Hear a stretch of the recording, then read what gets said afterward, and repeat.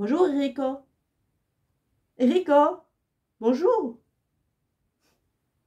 Qu'est-ce que tu as? Tu es fâché?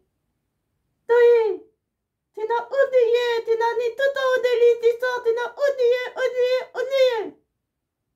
Mais non, je pense tout le temps à toi. Attends. Mais oui, mais tu sais, je suis prise par ma formation de guide de ville, de Porrentruy, des Monts Saint-Ursanne et de la région. Et puis, du coup, j'étais effectivement beaucoup dans les livres d'histoire. Non, c'est tout des yeux. Mais écoute, je croyais la même chose que toi. Tu sais, à l'école, j'étais très mauvaise en histoire. Mais tout d'un coup, je me suis rendu compte d'une chose, c'est que c'est passionnant. Attends. Oui, c'est passionnant quand tu te mets à la place des gens qui ont vécu à ce moment-là. Attends. Oui, tu te mets et tu vis émotionnellement les événements de l'époque. Tu te transportes dans plein d'histoires. Oh. Écoute, je te raconte une petite histoire. D'accord. Nous sommes le 1er janvier 1666. Oh, c'est des yeux.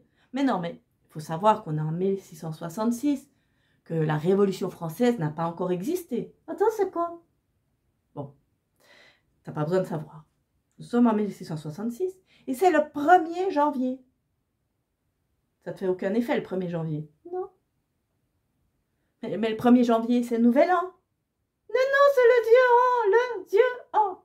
Mais si on est le 1er janvier 1666, tout le reste n'a pas existé. Il n'y a pas eu d'autre nouvelle année que le 1er janvier 1666. Oh, d'accord.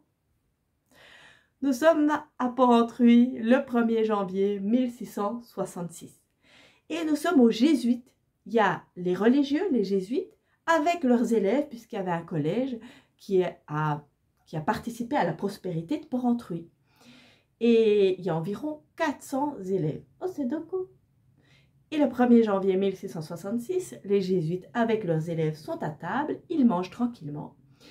Et pendant ce temps, ils entendent sous leur fenêtre, ils entendent que quelqu'un chante la nouvelle année, une petite rengaine de nouvel an. C'est gentil. Oui, c'est gentil. Alors du coup, le recteur, le supérieur des jésuites, il se lève à la table, il se lève pour aller les ouvrir, pour leur donner un petit pourboire. Tu vois, leur donner quelques sous parce que c'est gentil. Oui, c'est gentil. Et le recteur ouvre la porte et qui c'est qui découvre?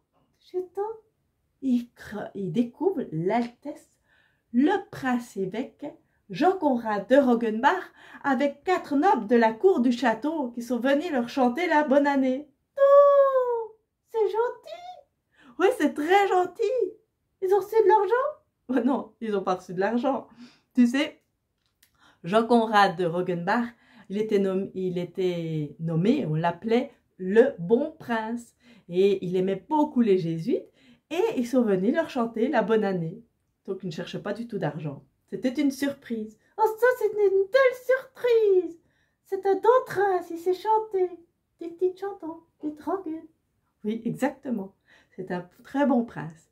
Et puis, et je pense qu'ils les ont invités pour manger avec eux. Et puis boire un petit verre pour la bonne année. Oh oui, c'est une très belle histoire. Mais c'est pas compliqué, cette histoire. Je croyais que c'était toujours compliqué. Mais non, c'est pas compliqué. Il y a des jolis petits événements comme ça qui se racontent. Oh. Mais tu sais, moi j'aime bien les sonnes. Là, c'était tout des zones. Moi j'aime bien les sonnes. Je voudrais dire une histoire avec une sonne. Ah, mais tu sais, j'en connais plein d'histoires avec des femmes. Je connais, ben, il y a la petite Gilberte de Courgenay. Oh, j'en ai entendu parler. Il y a la mère Osterstag de l'Hôtel-Dieu. Elle est une femme exceptionnelle. Il y a aussi la princesse Christine, qui est venue 2 fois en vacances au château.